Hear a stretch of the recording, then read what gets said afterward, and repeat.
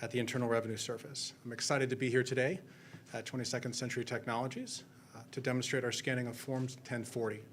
This is one of 6 sites and multiple partners to scan these forms for us, and we're very excited to showcase this effort. It is my great honor to introduce Treasury Secretary Janet Yellen.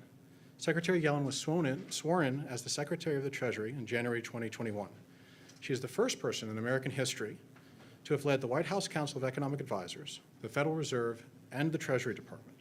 Secretary Yellen began her federal career in 1976 at the Federal Reserve Board. In 1980, she joined the faculty at the University of California at Berkeley and remained there until she was appointed by President Clinton to the Federal Reserve Board of Governors in 1994. 3 years later, he named her chair of the White House Council of Economic Advisors. In 2004, Secretary Yellen began her 3rd tenure at the Federal Reserve as president of the Federal Reserve Bank of San Francisco. In 2010, President Obama appointed her vice chair of the Federal Reserve and then nominated her to be the chair of the Federal Reserve, where she served as the nation's top banker from 2014 until 2018. Secretary Yellen has been a strong advocate of IRS in our workforce, and we greatly appreciate that. We greatly appreciate all of her efforts to help secure 10-year funding for the Internal Revenue Service that will help us transform and modernize our tax system. Please join me in welcoming Secretary Janet Yellen.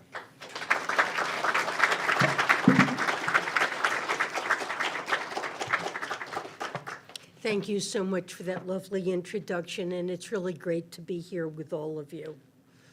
Before I begin, I'd like to speak about the recent decision by Fitch Ratings to downgrade the U.S. credit rating.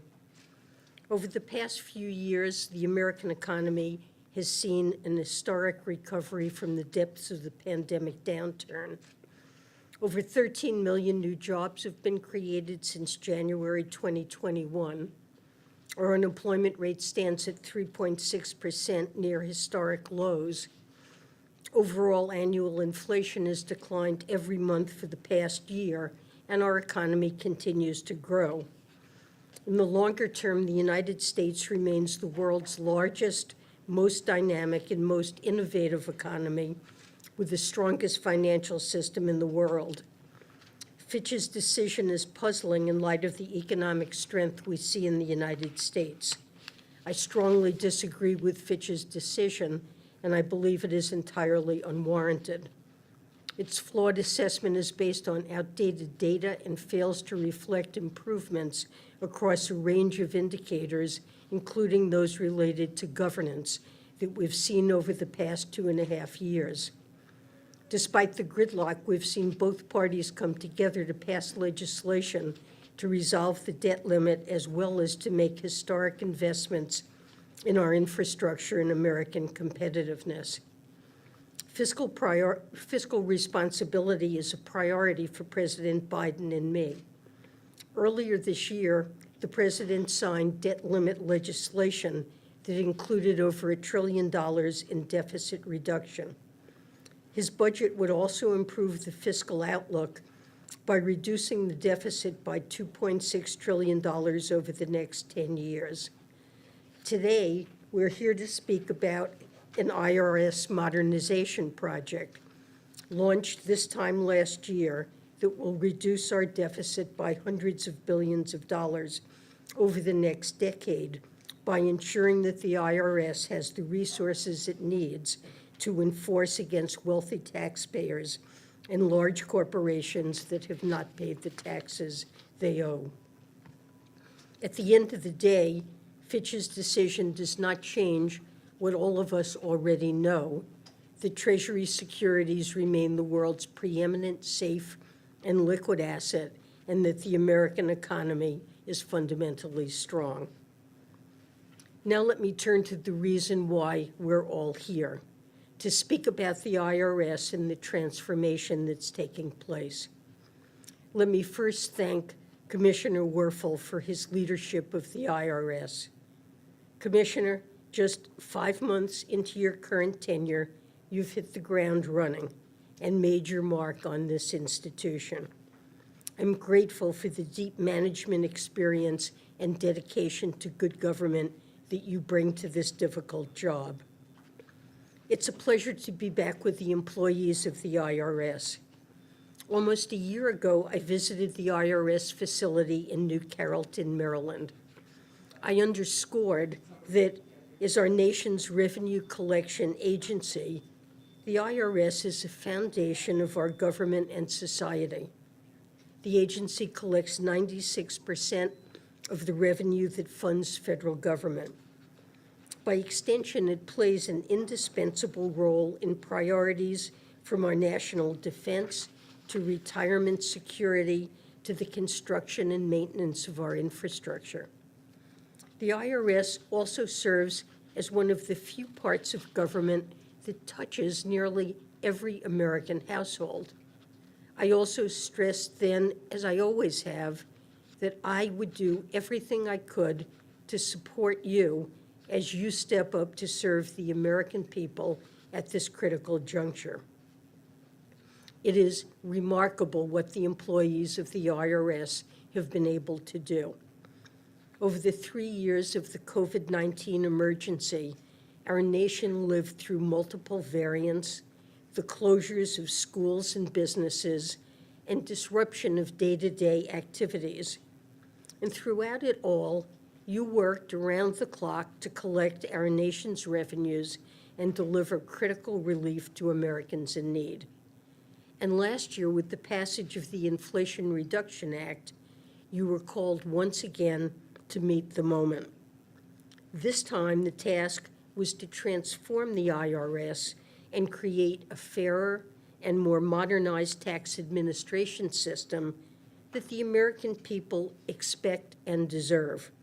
And I know it has not been easy, but I know that this is a transformation that many of you have advocated for so long.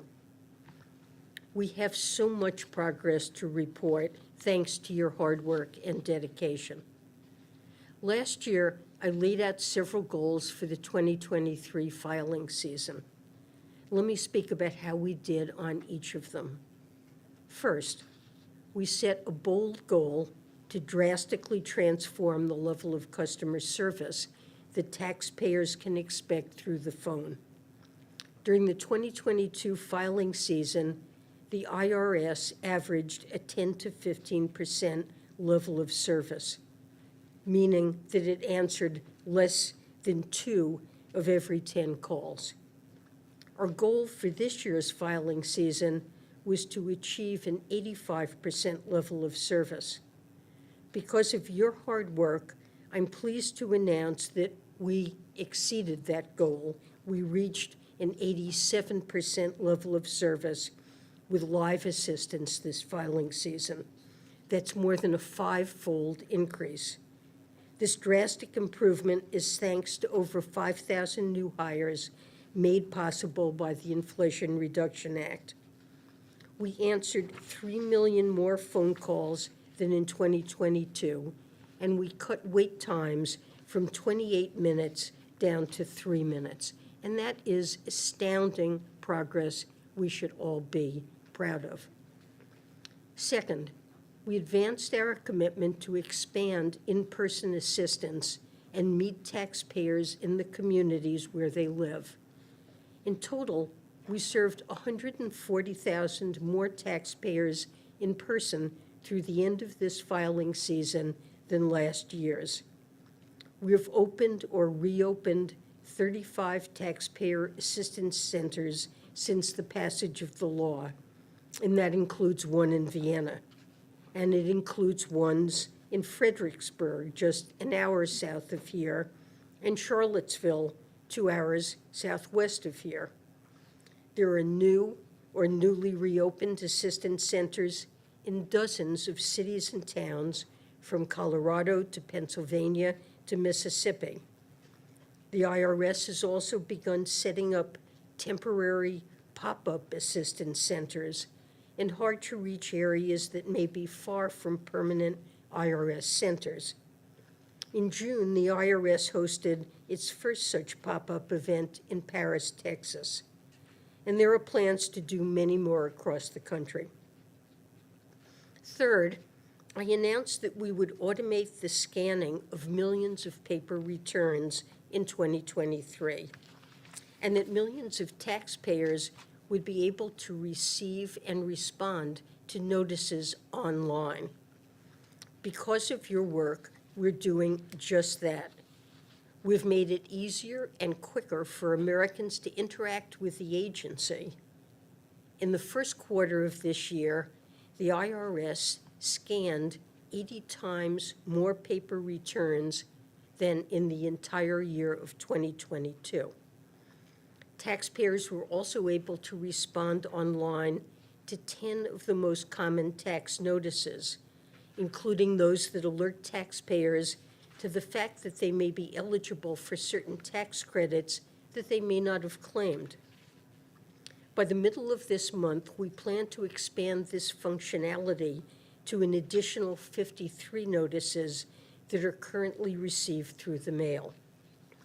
As the National Taxpayer Advocate has said, the difference between this filing season and last year's has been like night and day.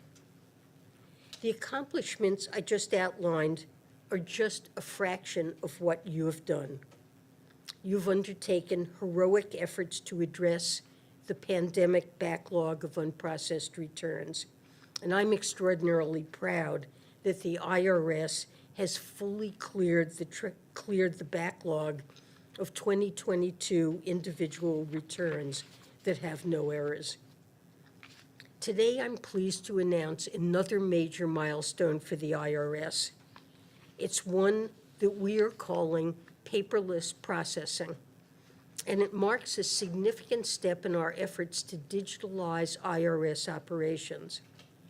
Today, we're announcing that by the next filing season, taxpayers will be able to digitally submit all correspondence, non-tax forms, and notice responses to the IRS.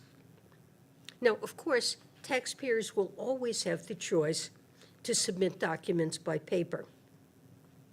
For those taxpayers, by filing season 2025, the IRS is committing to digitally process 100% of tax and information returns that are submitted by paper, as well as half of all paper correspondence, non-tax forms, and notice responses. It will also digitalize historical documents that are currently in storage at the IRS.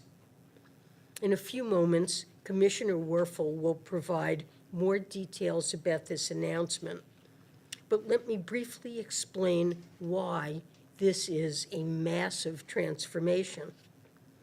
Despite previous modernization efforts, the IRS has remained in large part a paper-based agency.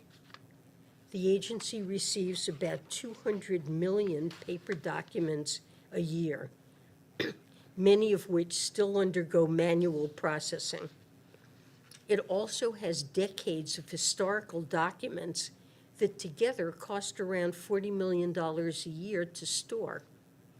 But thanks to the IRA, we are in the process of transforming the IRS into a digital-first agency. This paperless processing initiative is the key that unlocks other customer service improvements.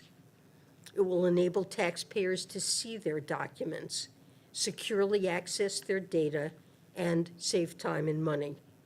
And it will allow other parts of the IRS to rely on these digital copies to provide faster refunds, reduce errors in tax processing, and deliver a more seamless and responsive customer service experience, and much more. I urge Congress to provide stable and sufficient annual appropriations for the IRS in order to sustain and build on this progress. In addition to these customer service improvements, we're also making progress on our effort to build a fairer tax system. Without the IRA, our country had faced a tax gap, the gap between the taxes owed and those paid of an astounding $7 trillion over the next decade. With the IRA, we're shrinking this tax gap through investments that will help us audit wealthy and large corporate taxpayers that have not paid the taxes they owe.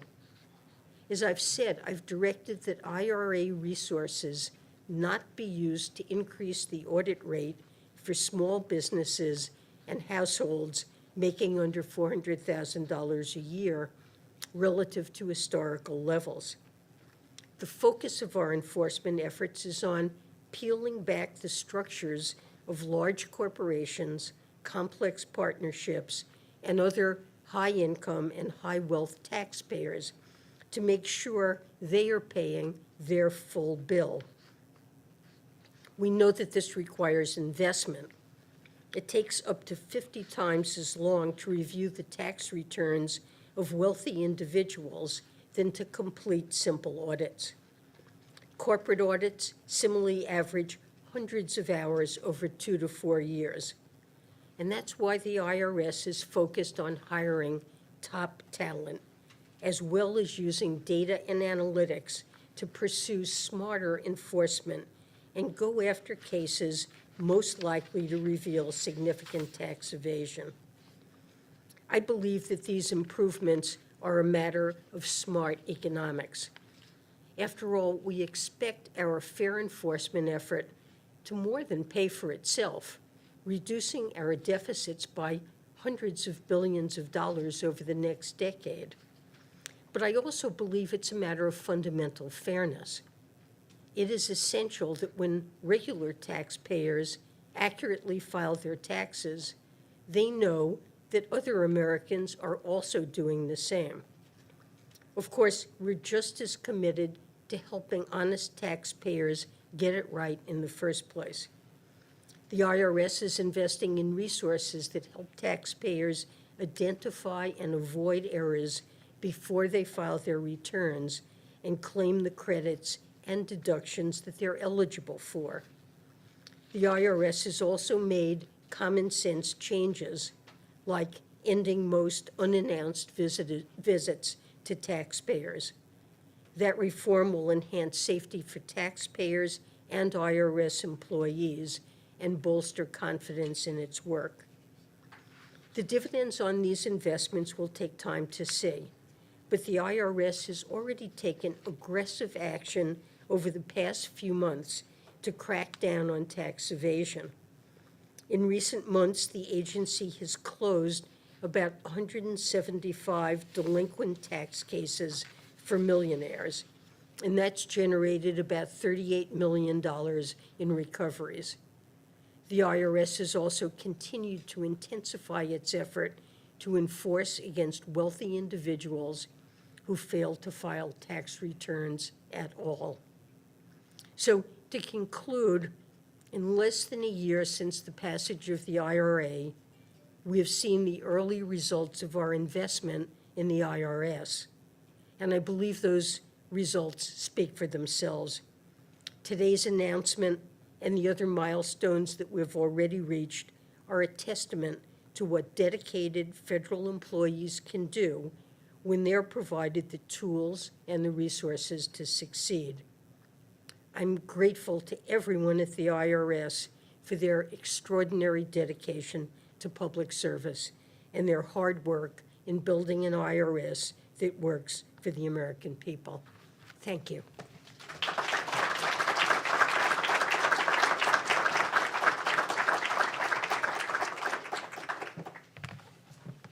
Thank you very much, Secretary Yellen. I'm grateful for your leadership and for your consistent focus on holding the IRS accountable to modernize and make it easier for Americans to navigate our complex tax system.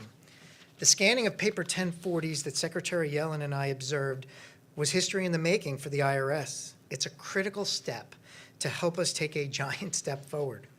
This has been a team effort. Before I get started, I want to recognize first the IRS's Office of Enterprise Digitization, which we fondly refer to inside the IRS as Team Digi, as well as the various IRS operations divisions that are participating in the scanning initiative that has been a long time in the making. They include wage and investment, information technology, privacy, government liaison and disclosure, and procurement. There are many other parts of the IRS involved in this effort, including the Taxpayer Advocate Service. An essential part of this effort will be our new Transformation and Strategy Office, which is helping put in place the scanning as part of our overall strategic operating plan. I deeply appreciate all of their hard work to get us where we are today and to keep us moving forward in this vital area.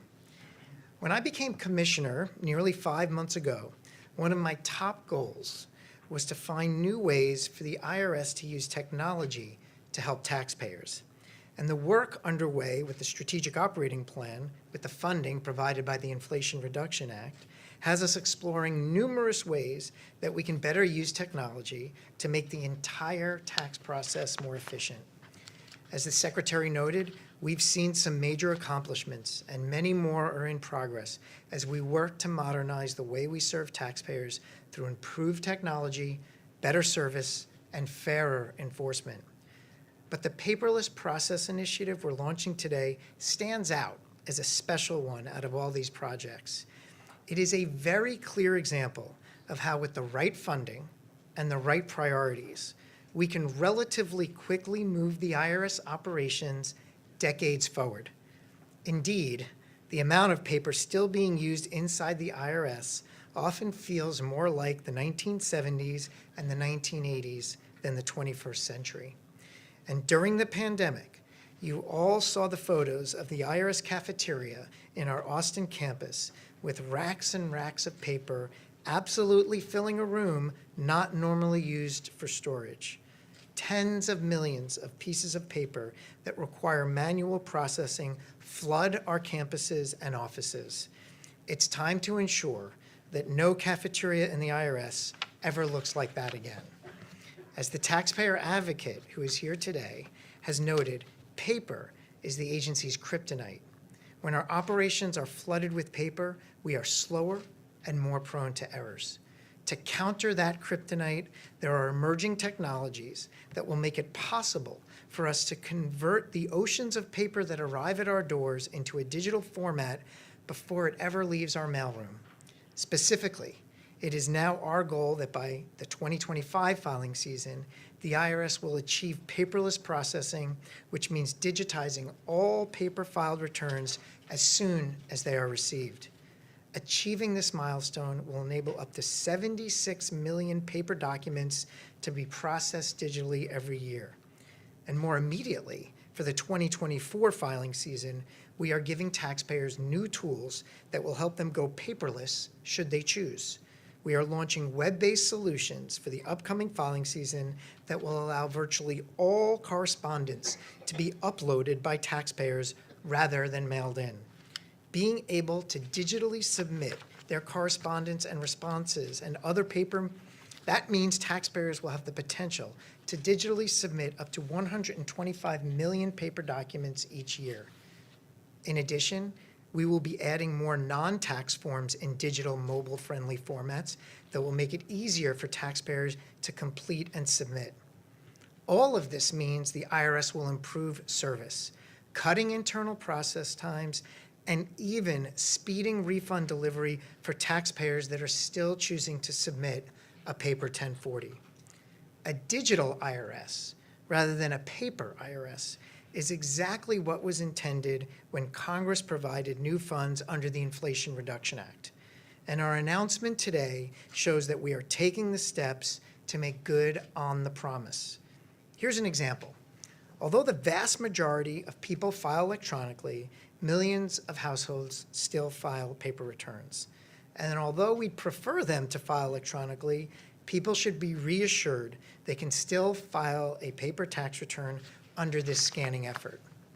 Up to now, our only option was to manually process these paper returns, which means people are keystroking numbers by hand.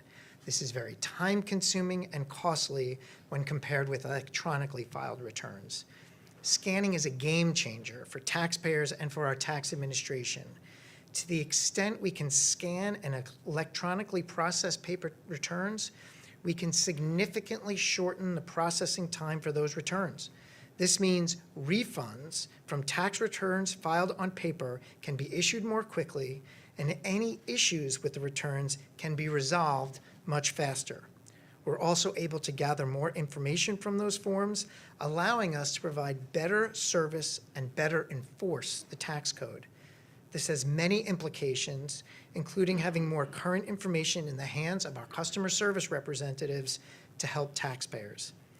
Scanning paper forms has actually been going on at the IRS for a long time, more than 35 years, but it's been piecemeal, and the IRS has not gotten to where it needs to be. Until recently, reductions in funding and personnel for the agency, combined with the lack of certainty in our future funding, made it impossible to take a more comprehensive approach to scanning and to fully tackle the enormous volume of paper that comes to the IRS each and every day. Thanks to the Inflation Reduction Act funding during the past year, we are now accelerating and scaling our scanning capabilities. We started by scanning paper forms 940, the employment tax returns sent in by businesses each year. We expanded this effort to include Form 941, the quarterly tax return sent by employers, and then we began scanning the 1040. One of the reasons it's so exciting to see the 1040 scanned is that it wasn't easy to do.